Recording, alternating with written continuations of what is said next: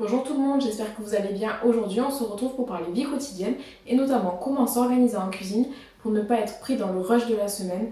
Suivez-moi, c'est parti.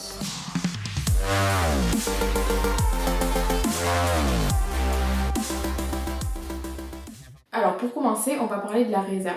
C'est essentiel d'avoir une réserve dans un placard ou dans son cellier. Elle peut contenir par exemple un paquet de pâtes, un paquet de riz, un paquet de semoule, quelques pommes de terre, des boîtes de légumes, de poissons, de sauce tomate, etc. Finalement, elle peut contenir tous les aliments secs que vous consommez au quotidien, que vous pouvez récupérer en cas de coup dur, si jamais, par exemple, une pandémie mondiale, c'est un petit peu l'exemple concret du moment, ou alors si vous n'avez pas eu le temps d'aller aux cours, si vous rentrez de vacances, etc. Ça vous évitera d'être dans le rush, de ne pas savoir quoi faire à manger et de pouvoir toujours avoir quelque chose sous la main pour faire un repas relativement équilibré. Si c'est une fois de temps en temps, c'est pas grave, vous pourrez très bien commander quelque chose à manger, etc. En revanche, si vous n'avez pas eu le temps de faire les courses pour la semaine, c'est mieux d'avoir une réserve. Vous pouvez également constituer cette réserve à l'aide de votre congélateur, par exemple acheter de la viande pour le mois et en congeler, faire la même chose avec du poisson ou encore le pain qui se congèle extrêmement bien. N'hésitez pas tout au long de l'année à également faire des conserves, des confitures, à faire des fruits et des légumes congelés, ça se congèle extrêmement bien. Et tout cela sera votre réserve pour pouvoir anticiper les moments de coup dur. Lorsque l'on est la tête dans le guidon, on va souvent au plus simple. On prend le caddie, on va aux courses. Mais c'est là que l'on peut commettre des erreurs.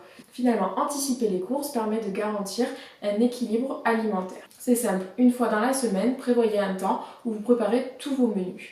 Une fois que vous avez vos menus, vous découlez la liste des ingrédients. C'est double avantage. La liste des courses vous permet d'aller vite dans le magasin en évitant de passer de rayon en rayon et même d'acheter des choses que vous n'auriez pas achetées d'habitude, donc bon pour votre budget, mais également d'être rapide lors de la réalisation de vos repas puisque vous avez déjà tous les ingrédients sous la main dans les bonnes quantités. Si jamais vous estimez que vous n'avez pas le temps d'aller aux courses, cela peut arriver, à ce moment-là vous avez la réserve de côté, ou sinon vous pouvez également faire vos courses via le drive. En plus en plus de petits magasins, de petits producteurs se mettent à le réaliser, ce qui vous permet de toujours privilégier des produits de qualité et locaux. Une autre option, c'est de vous renseigner aussi auprès de vos producteurs, de vos magasins habituels, de savoir s'ils réalisent des paniers repas, ou par exemple, vous pouvez avoir la cagette de légumes, la cagette de viande, la cagette de poisson, etc. pour tenir toute votre semaine, voire tout le mois. Et ainsi, continuer à alimenter votre réserve petit à petit en congelant ou alors en préparant pour la semaine en ayant tout. Il y a également des plateformes qui permettent ce genre de choses, comme Kitok par exemple, ou encore HelloFresh, qui vous permettent d'avoir une alimentation équilibrée en choisissant vos recettes, des recettes de saison. Cependant, ce sont des plateformes qui sont relativement onéreuses, donc il vaut mieux anticiper vous-même vos courses pour gagner sur votre budget. Une fois que vous avez fait toutes vos courses une fois par mois, eh bien il ne vous reste plus que toutes les semaines à aller acheter les petites choses qui vont vous manquer. Il y a une autre méthode autre que finalement faire nos courses toutes les semaines en magasin ou au drive, c'est finalement d'anticiper sur le mois. Une fois ceci fait, finalement vous n'avez plus que les aliments périssables et les petits achats du quotidien qui vous manqueront à faire chaque semaine. Cependant, cette méthode nécessite un lieu de stockage relativement important, un grand placard ou un grand cellier pour pouvoir justement stocker tout ce que vous aurez ramené pour le mois.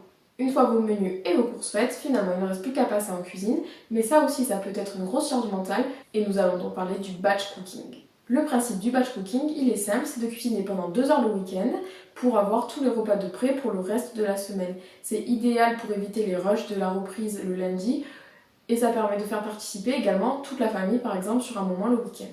Le maître mot du batch cooking finalement c'est l'anticipation. Pour cela, vous avez 2 méthodes possibles pour réaliser le batch cooking. Alors la première, c'est de préparer tous les ingrédients indépendamment les uns des autres pour n'avoir qu'à les assembler au moment du repas. L'autre option qui pour moi est la plus simple, c'est de réaliser tous les repas de la semaine, de les mettre dans des tupperwares, dans des boîtes et de les stocker au réfrigérateur. Donc vous pourrez au réfrigérateur garder celles que vous allez manger dans les 2 ou 3 jours. Les autres, il vaudra mieux les mettre au congélateur. Mais l'avantage, c'est que le soir, quand vous rentrez, vous n'aurez plus qu'à remettre votre plat au four ou au micro-ondes pour faire passer toute la famille à table. Cela permet également de répartir la charge mentale de la cuisine, mais également, si vos enfants sont un petit peu plus grands, qui commencent à gérer leur alimentation, de finalement leur donner un accès à l'apprentissage de la gestion de leur alimentation, de l'équilibre alimentaire, comment on se fait des pâtes, comment on fait du riz, etc. Finalement, c'est gagnant-gagnant. Pour ma part, le batch cooking, c'est le dimanche soir pour les repas jusqu'au mercredi midi et le mercredi soir pour les repas jusqu'au vendredi soir. Je peux vous garantir que c'est un vrai gain de temps quand on est un petit peu dans le jus. Et en plus, le batch cooking, vous pouvez le faire que vous soyez seul, à deux ou une famille nombreuse. Et surtout, n'oubliez pas que la gestion de la cuisine au quotidien peut être une charge mentale supplémentaire. C'est pourquoi n'hésitez pas à déléguer les tâches qui sont possibles à être déléguées aux personnes qui vous entourent à la hauteur de leurs compétences, que ce soit votre conjoint, votre nounou ou encore les enfants. Et voilà mes petites astuces pour rester organisé au quotidien dans la cuisine et toujours garder une alimentation relativement équilibrée. J'espère que cette vidéo vous a plu. N'hésitez pas à me le dire en commentaire, à vous abonner et à activer la cloche pour être au courant des prochaines vidéos. Et moi je vous dis à bientôt. Bye bye.